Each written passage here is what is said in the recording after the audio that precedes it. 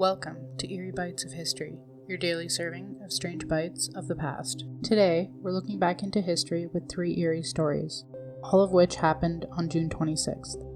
Let's begin. On June 26th, 1996, exactly 10 years after the official cleanup efforts at Chernobyl nuclear power plant, something inexplicit occurred within the remains of reactor number 4, the very heart of the world's worst nuclear disaster. Despite being sealed off and encased in a massive concrete sarcophagus, known as the shelter object, the reactor's internal sensors suddenly recorded a sharp, brief power surge. The system was not meant to be running, and there was no fuel rods supposed to be active. Despite this, readings indicated a burst of energy that lasted only a few seconds, but enough to trigger the internal alerts. Engineers on duty wrote it off as a malfunction, a glitch of outdated Soviet-era instrumentation. In the following 3 weeks, 2 technicians assigned to the routine inspections of the control room then died under mysterious circumstances. One collapsed on site with similar symptoms to acute radiation poisoning. The other suffered a mental breakdown before disappearing from the public record entirely. No official explanations were ever released. Ukrainian authorities quietly redacted the surge from their internal reports.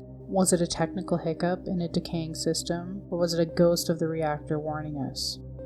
On June 26, 2001, the skies over Kerala, India opened. It wasn't ordinary rain. What came down was thick, crimson, and red-colored droplets splattering on rooftops, staining clothes, and soaking the earth with what locals soon called the blood rain. At first, people thought it was a trick of light, perhaps dust carried from the deserts. But the phenomenon repeated itself not once, but dozens of times between late June and mid-July. Samples collected revealed that the red pigment wasn't dust or rust. It was microscopic particles, tiny red cells that showed us no nucleus but seemed to reproduce under heat. Some scientists theorized that they were airborne spores, a type of algae. A controversial 2006 study by Godfrey Lewis suggested that it was far more chilling, that the red cells might be extraterrestrial microbes delivered to Earth by a meteor fragment that exploded in the atmosphere just days before the first rain. The India government dismissed this claim, but today no definitive explanation has ever been accepted. Was this a natural event, or did something fall from the sky that day? Something living, something unnoticed, unexplained, and undetected, something that is as fascinating as it is terrifying.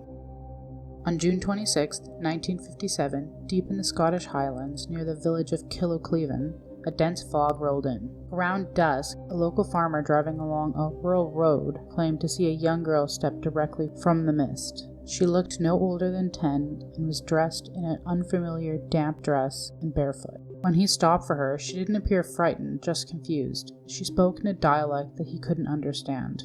Not quite Gaelic, but not quite anything he recognized. Her clothing was oddly stitched and made from material that didn't match anything commonly worn at the time. The girl was taken into protective custody and brought to a nearby station. She seemed calm, almost serene, but still spoke in a strange language and never gave a name. She was placed in a locked room overnight for observation, but by morning she was gone. The window had bars, the door had been locked from the outside, and there were no signs of escape, not even footprints. Search parties were launched, but she was never seen again. No missing child reports ever matched her description, and linguists brought to study her recordings could not identify her dialect.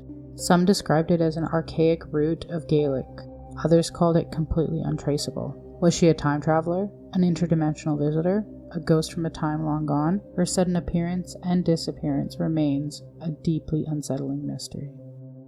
Like your History Snack Sized, drop a comment with your favorite bite, and subscribe. Join us daily for your eerie dose of the past.